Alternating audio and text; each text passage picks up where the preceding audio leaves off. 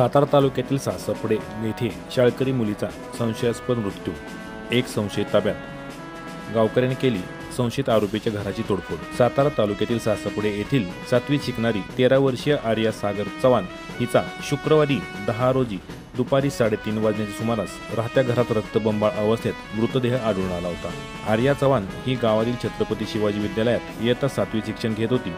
शाळेचे पेपर सुटल्यानंतर दुपारी 2:30 वाजण्याच्या सुमारास शेडमध्ये बसलेल्या वडिलांकडून घराची चावी घेऊन ती घरी आली। आर्याचे घर हे शाळेच्या जवळ आहे। सायंकाळी 5च्या सुमारास तिचा भाऊ घरी आला। यावेळी त्याला घरात आर्या ही जखमी अवस्थेत फरशीवर पडलेली आढळून आली।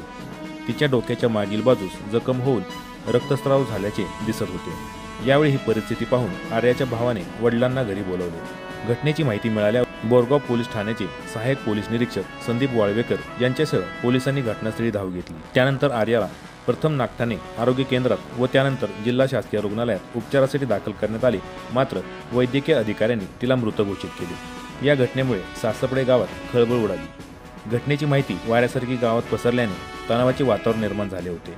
बोरगाव पोलिसांनी घटनेचे गांभीर्य ओळखून रात्री उशिरा शवविच्छेदन करण्यासाठी जिल्हा रुग्णालयातील डॉक्टरांशी संपर्क साधला। रात्री उशिरा शवविच्छेदन करण्यात आले। त्यानंतर आर्याचा मृतदेह कुटुंबियांच्या ताब्यात देण्यात आला। यावेळी कुटुंबियांचा आक्रोश काळीज पिळवटून टाकणारा होता। सातारा स्थानिक गुन्हे शाखा आणि बोरगाव पोलिसांनी घटनेचे गांभीर्य ओळखून आरोपीचा शोध घेण्यासाठी तपासाची सूत्रे फिरवली।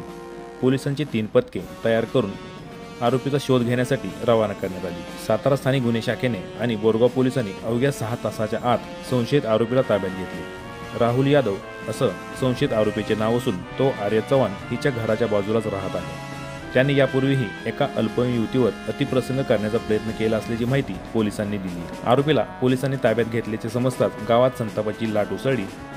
संतप्त गावकऱ्यांनी आरोपीच्या घरावर दगडफेक करत तोडफोड केली। आरोपीला आमच्या ताब्यात द्या अशी मागणी यावेळी करत गावकऱ्यांनी मृतदेह ताब्यात न घेण्याची ठरवले। त्यामुळे गावात तणावाची परिस्थिती निर्माण झाली आहे।